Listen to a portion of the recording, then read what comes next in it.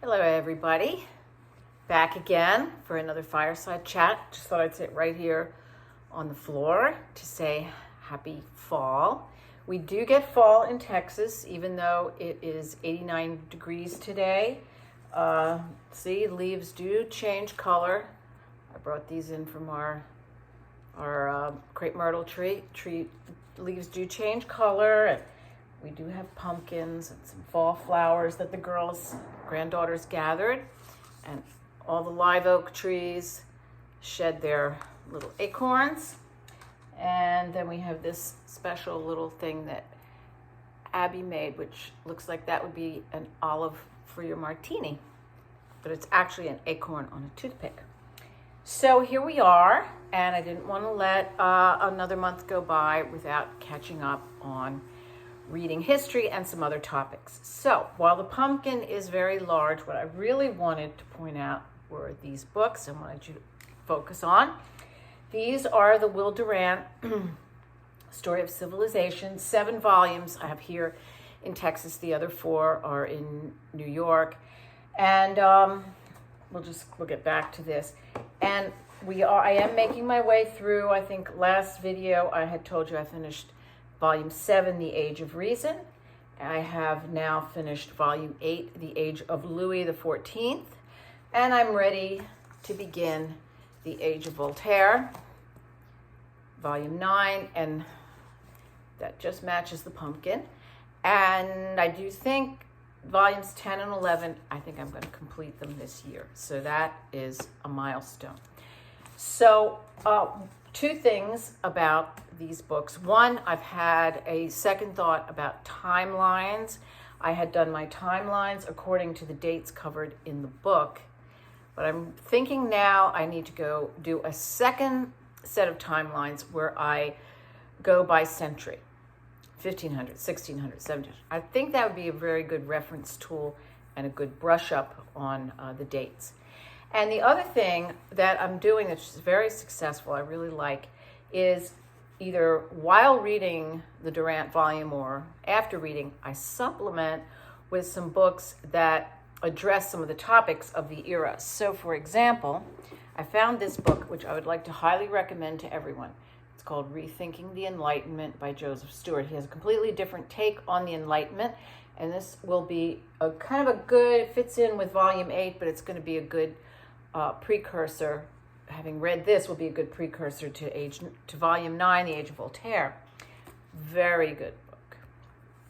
Okay, and then I found this book, which I have to tell you is a weird book. The author is Daphne du Maurier. That is the same Daphne du Maurier who wrote Rebecca and My Cousin Rachel. And in case you didn't know, did you know that Daphne du Maurier wrote The Birds, which she wrote it as a short story, which Alfred Hitchcock adapted and made into a movie. Well, this book is a history book. It's about the court of Elizabeth I and her relationship with Anthony Bacon, Francis Bacon, and the Earl of Essex. And it fit in very well with Volume 7, The Age of Reason Begins. And du Maurier has all the ins and outs and intrigues of the court in here and sheds some light on the Bacon brothers. This turned out to be a very good find at the Temple Public Library sale. So you come across these books and, you try to learn something new. Okay. Now, I wanted to get back to the topic of home libraries, and I did tell you I was going to have some very important guests, and I am, but I have to get these guests primed and prepped so that they can speak cogently and properly on their topic. So I'm going to introduce this topic of home libraries, which I had alluded to last time, and this relates to what I'm doing here, because if you recall, I had set a challenge for myself to read all the books in our home library, which is about 900 volumes. And one of you remarked, and I have obviously begun this task. And one of you remarked in passing that all the books, I believe it was Lenore, that all the books I was reading were about American history. And I hadn't really thought of it, but that is true. There's a lot of American history. And that's just because that happens to be the theme, one of the themes anyway, of our home library. So that's what happens when you collect books. And so thinking about that subject, it got to be kind of interesting. And I think I mentioned, maybe you think you don't really have a library, but if you make decisions about which books you want to keep and which books you don't want, and what you like, what you don't like, then really you are creating a kind of collection. So I stumbled across a website and a Facebook group that I want to tell you about and highly recommend. And the name of this group, the Facebook group and the website, is Reshelving Alexandria. Reshelving Alexandria. When I became familiar with the site, of course, one of the things I thought was that this was basically a site for homeschoolers, and it can be very valuable if you are a homeschooler, if your friends, your kids homeschool, or your grandkids are homeschooled. It is a very good site for that. Mostly women. The Facebook group is very civilized, very well run. There's no trash talk, nothing like that. But of course, one of the things and it really isn't a homeschoolers group, as it turns out. When I looked into the name, Reshelving Alexandria, I discovered that the reference was to the Great Library in Alexandria, Egypt. This library was the brainchild of Alexander the Great, who wanted to collect all the major works of the classical world in this one location, and make this a seat of learning and study. And the idea was brought to fruition by Ptolemy I, around 300s BC. 300 BC. So the reshelving part comes in that in 48 BC, Julius Caesar comes along, and because of a series of circumstances, the Great Library is burned or partially burned. Caesar didn't really set out to do that, it just occurred. And then the loss was, there were scrolls in the library, of course, and there was a great loss. What had happened, that this library had burned down. Now, there's plenty of videos and YouTubes about this. I encourage you to look at them. They're really good. And the mystery comes about because the question is, well, did the library really burn? Were the scrolls really in there? Had the scrolls perhaps been removed to some other place? And was the library maybe already in decline? So did this really happen? One commentator says that Mark Antony gifted Cleopatra 200,000 scrolls that I guess presumably would have come from this library. Others say that it persisted into roughly the 3rd century of the Roman Empire, that is AD.